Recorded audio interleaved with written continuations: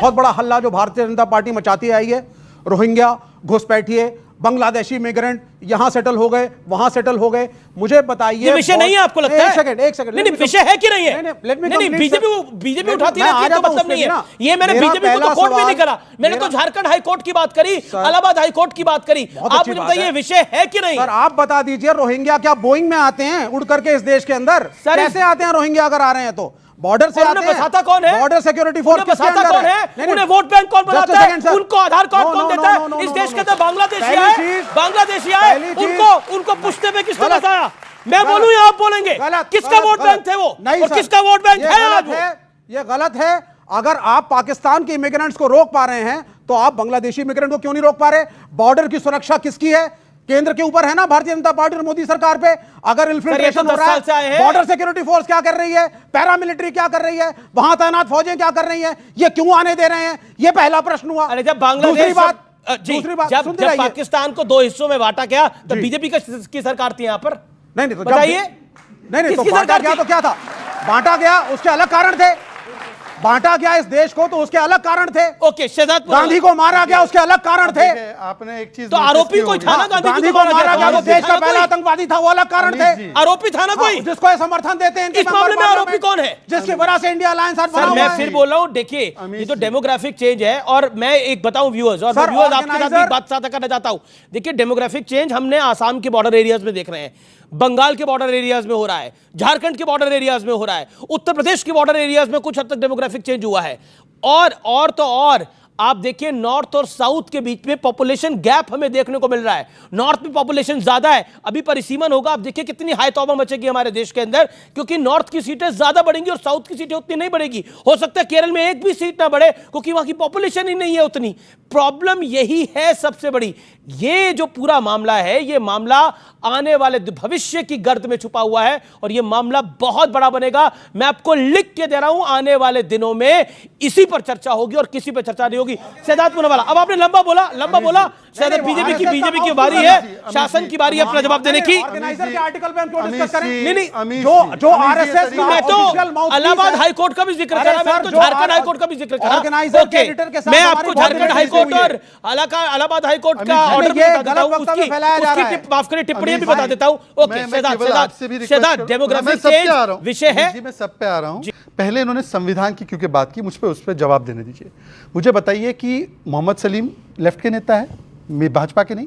उन्होंने चोपड़ा में, उत्तर दिनाजपुर में एक महिला को तालिबानी स्टाइल पीटा गया एक व्यक्ति के द्वारा, उसका वीडियो ट्वीट किया और उसका खंडन करने के बदले इनकी साथी तृणमूल कांग्रेस ने कहा यह मुस्लिम राष्ट्र में तो होते रहता है और कहा महिला चरित्रहीन है। यह संविधान बच रहा था। 65 दलित तमिलनाडु में मारे गए, एलओपी वहां पे आवाज उठाने गए तो उनको पूरे सत्र के लिए बाहर कर दिया गया। यहां पर एलओपी उकसा रहे थे, ये संविधान बचा रहे हैं। तेलंगाना में एक किसान ने कैमरे पे आत्महत्या कर दी ये कहते हुए कि कांग्रेस ने मुझसे वोट तो ले लिया पर मेरी जमीन हड़प ली। ये कांग्रेस और ये लोग संविधान बचा रहे हैं। पंजाब में जब खेड़ा की गिरफ्तारी होती है कांग्रेस के नेता की, तो कांग्रेस बोलती है आम आदमी पार्टी संविधान खत्म कर रही है। और कांग्रेस बोलती है बंगाल में तृणमूल कांग्रेस संविधान खत्म कर रही है। कांग्रेस बोलती है लेफ्ट पार्टी विजयन जी केरल में संविधान खत्म कर रही है। मैंने विवेक जी आपसे रिक्वेस्ट किया, अमीश जी मेरी बात हो जाने दीजिए। ये तरीका नहीं, मैंने पूरी बात सुनी, विवेक का प्रयोग करते हुए।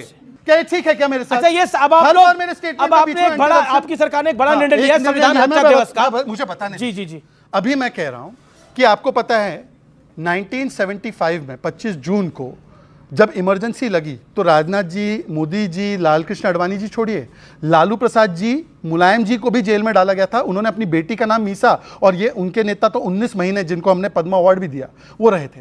अब देश ने निर्णय किया है 25 जून संविधान हत्या दिवस के रूप में मनाया जाएगा। मैं चाहता हूं समाजवादी पार्टी अपना रुख कायम बताए कि वो इसके समर्थन में है या संविधान के खिलाफ है, बताए। संविधान हत्या दिवस मनाया जाएगा, इसका समर्थन है क्योंकि मुलायम सिंह यादव जी को भी जेल जाना पड़ा था। 1975 में जब कांग्रेस सरकार ने इमरजेंसी लगाई थी तो तमाम समाजवादी पार्टी भी और अन्य समाजवादी दल भी सब उसके विरोध में थे और सब जेल गए थे। हमारे नेता श्री मुलायम सिंह यादव जी भी, लालू यादव जी भी, रामविलास पासवान जी भी सब जेल गए थे उसके विरोध में। और जब मुलायम सिंह यादव जी उत्तर प्रदेश के मुख्यमंत्री बने तो उन्होंने इमरजेंसी में जो लोग जेल गए थे, चाहे वो किसी भी पार्टी के थे, उनके लिए लोकतंत्र सेनानी पेंशन शुरू की, जो कि भारतीय जनता पार्टी के लोगों को भी मिलती थी, जो भारतीय जनता पार्टी के लोग जेल गए थे। जो सरकार ने आज भी हम संविधान हत्या दिवस, आज भी हम लगातार कहते हैं, आपकी डिबेट में भी मैंने कहा 1975 में इमरजेंसी लगाने का निर्णय तो साथ है क्या खिलाफ है? इस देश के लिए लोकतंत्र के ऊपर एक काला धब्बा था, उसका हम कभी समर्थन नहीं करेंगे। ओके कभी भी उन्होंने बोला नहीं, उन्होंने ये नहीं लेकिन बताया जो कि वर्तमान इमरजेंसी है वो भी खतरनाक है, वो घोषित थी, ये अघोषित आपके है। बीच में नहीं बोला, मैं अपनी बात रख लूं। जब पार्लियामेंट के अंदर भारत की ओर से प्रस्ताव लाया गया कि 50 वर्ष हुए हैं इसका खंडन कर रहे, तो कांग्रेस ने खड़े होकर विरोध किया। मैं आज पूछना चाहता हूं, अभी कांग्रेस का इमीडिएट स्टेटमेंट आया है कि यह भाजपा की मानसिकता दिखाता है, यह गलत उन्होंने निर्णय लिया। आप कांग्रेस के स्टैंड के साथ है, खिलाफ है? नहीं, आपके जाल में तो हम नहीं फंसेंगे। ये क्या जाल है? हमने अपनी बात संविधान कह दी। बचाने की बात की थी, आप हमारे बचाने की बात की थी, हमारे गठबंधन में संविधान बचाने की बात, निकल गया संविधान, वो निर्णय निकल गलत गया था, संविधान। उसके हम विरोध में, हमेशा संविधान विरोध को तो में। बचाना था। संविधान हत्या दिवस के साथ खड़े होना संविधान को बचाना ही तो है। आज संविधान को सबसे बड़ा खतरा बीजेपी, आरएसएस और मोदी जी से है। एक और क्या है सवाल? कि आप जैसे कि कहे कि केजरीवाल जी ऑक्सीजन का काम कर रहे हैं, यहाँ का मुद्दा ये था कि केजरीवाल क्या ऑक्सीजन का काम कर रहे हैं, लेकिन केजरीवाल जी आज इंडिया अलायंस के लिए कार्बन डाइऑक्साइड से भी ज्यादा खतरनाक हो जाएंगे अगर ये सीट नहीं जीतेंगे तो। ठीक है, बाकी आपने कहा कि बीजेपी भाजपा पार्टी जो है आपका विधायक और सांसद चोरी कर लिया। आप मुझे ये बताएं कि डिजिटल इंडिया में आप क्यों फिंगरप्रिंट नहीं लगा देते कि आपका भाजपा आपका लगातार चोरी कर रहा है, आपका कैसा ताला है? आपका ताला बहुत कमजोर है। और एक बात मैं कहना चाहता हूँ, बिहार के लिए आप कह रहे थे कि जब लाल कृष्ण आडवाणी जी रथ यात्रा करके अशांति फैला रहे थे देश में, तो क्या मुलायम सिंह यादव जी ने गोली चलवा करके देश में शांति का प्रमाण दिया था? इस बात का।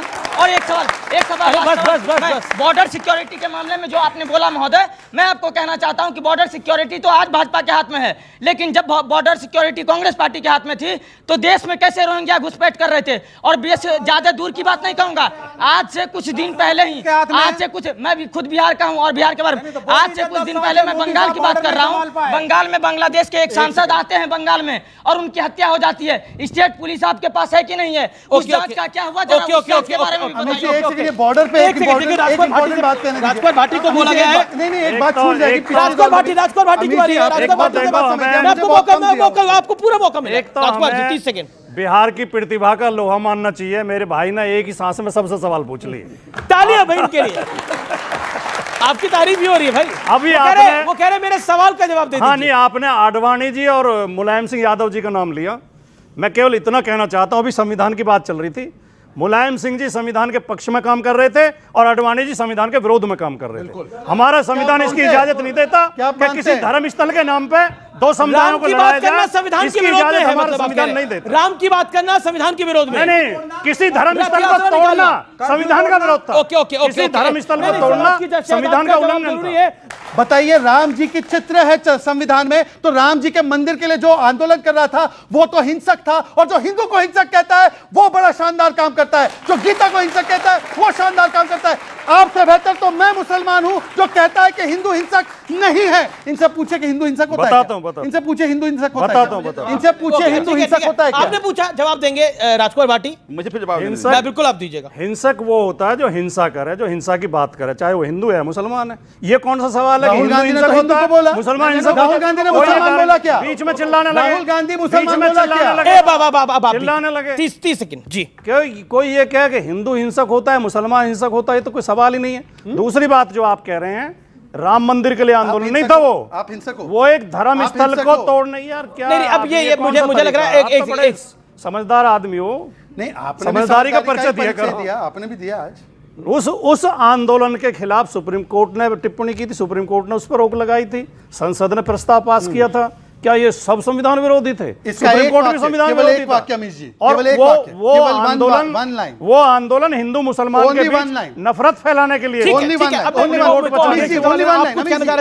आम आदमी पार्टी से सवाल है, एक गाना सुना होगा आपने कि जब जी चाहे नहीं दुनिया बसा लेते हैं लोग, और एक चेहरे पर कई चेहरे लगा लेते हैं लोग। और सर मैं ये कहना चाहता हूँ कि आम आदमी पार्टी कांग्रेस पार्टी को ट्रैक्टर भर भर के गाली देती थी, आज साथ में खड़े हुए। सर जब दिल्ली में मुख्यमंत्री जी अरविंद केजरीवाल जी इलेक्शन इलेक्शन लड़ने आए तो उन्होंने कहा अगर मान लो मैंने चोरी करी है तो जेल का जवाब वोट से दे देना। और लोकतंत्र में जनता का फैसला सबसे अहम होता है। 7-0 से बराबर हो गया। और सर मैं आपको कहना चाहता हूँ और इनसे सवाल भी पूछना चाहता हूँ, ये राम और कृष्ण जी के अनुयायी बताते खुद को कि राम राज्य में दूध मिला और कृष्ण राज्य में घी, केजरीवाल के राज्य में दारू buy 1 get 1 free. Okay okay, नहीं, ये मैं बाबा जगन्नाथ का बहुत बड़ा भक्त हूँ, लेकिन ये कैसे सनातनी हैं कि जब ये इस बार जीत कर आए, यूपी हार गए और उड़ीसा जीत गए, कहते हैं ना कि किरदार बदल जाते हैं, हकदार बदल जाते हैं, मन्नत पूरी ना हो तो भगवान बदल लिए जाते हैं। तो पहला फिर जय श्री राम ने नहीं कहा, जय जगन्नाथ कहा, क्योंकि उड़ीसा जीते और उत्तर प्रदेश हारे। तो ये इनकी राजनीतिक सनातन हैं ये लोग। एक बात। दूसरी बात, एक बात समझो, एक मिनट निवेदन है संजीव भाई, आप बड़े वरिष्ठ आदमी है। देखिए हमने इंसान को बांटा, जात पात को बांटा, भगवान को तो ना बांटा। भगवान को हम नहीं बांट रहे, भगवान को नहीं, तो ये बांट रहे हैं जी। इनके मुंह से जय श्री राम नहीं निकला, चूंकि यूपी हार गए थे, उड़ीसा जीत गए, जय जगन्नाथ निकला। तो बांट तो ये रहे, मैं नहीं बांट रहा हूं। मैं ये बता रहा हूं कि ये किस तरह के सनातनी हैं और किस तरह से भगवान का इनका प्रेम है। एक बात। दूसरी बात, एक बात समझिए, आप तो राम को इंडिया से लेके इंडोनेशिया तक मानते हैं ना? हम तो हमेशा मानते रहे हैं, पर हमारे राम हमारे राम शांति प्रिय हैं। हमारे राम कभी किसी से बदला नहीं रहते, हमारे राम कभी किसी से गुस्सा नहीं करते, हमारे राम कभी किसी को बांटते नहीं हैं। ये तो उनको भी बांटने का मूर्त बना कर रख दिया। तो मेरा ये मानना है, और ये तो हमेशा गुस्से में ही रहते हैं। एक ही बार भगवान राम गुस्से में थे जब समुद्र पार कर रहे थे, ये हमेशा गुस्से में दिखते हैं। मेरा ये मानना है कि भगवान को मानना और सनातन को मानना भी इनका छद्म रूप है। एक ये कांग्रेस पे भी एक सवाल आया, उस पे जवाब दीजिए ना। कांग्रेस पे सवाल आया कि कांग्रेस को आप ट्रैक्टर भर भर के गाली देते थे, बिल्कुल अब समर्थन में कैसे हैं? बिल्कुल दे रहे थे। और इस देखिए अभी भी देंगे। 75 में देखिए हम अलग अलग पार्टी इसलिए बने कि हमारी आइडियोलॉजिकल डिफरेंसेस थी, लेकिन बात जब जनतंत्र की आ जाए, बात जब संविधान की आ जाए, 75 में सभी पार्टियां इकट्ठा थी ना। आज भी इसी तरह से इस देश के जनतंत्र की रक्षा के लिए, इस देश के संविधान की रक्षा के लिए हम सब पार्टी इकट्ठा हो गए। संविधान तो जितना चलना था चल गया। अब तो कांग्रेस की एक नेत्री है किरण चौधरी, उन्होंने ही खुलासा कर दिया कि संविधान और लोकतंत्र का कोई बहाना नहीं था, हम झूठ बोल रहे थे। तो उन्होंने खुद बोला, वो तब किया जब भाजपा में चले गए। तो फिर बोला तो भाजपा में जाते ही रूप बदल जाते हैं। ओके, भगवान में